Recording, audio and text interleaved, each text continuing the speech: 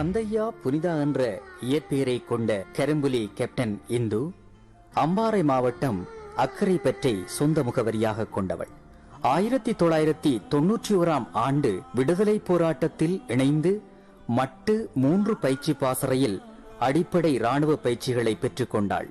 இந்துவின் 2 சகோதரர்களை ஸ்ரீலங்கா ராணுவம் சுட்டுக் கொன்ற தாக்கம் இந்துவை இன விடுதலைக்காக போராட வேண்டிய முக்கியத்திற்குள் தள்ளின. கரும்புலி அணியில் இணைந்து 2 வருடங்கள் கடமை செய்தாள். களமுனைகளிலும் ஈடுபட்டு தன் பங்கை வலுப்படுத்தினாள்.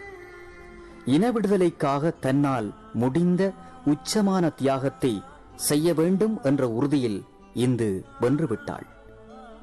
1998 ஆண்டு பிப்ரவரி மாதம் 1 நாள் அன்று ஆனைரவு பிரதான முகாம் மீதான கரும்புலி தாக்குதலில் வெடியாகி பலம் சேர்த்தாள் தேசப்புயல் இந்து.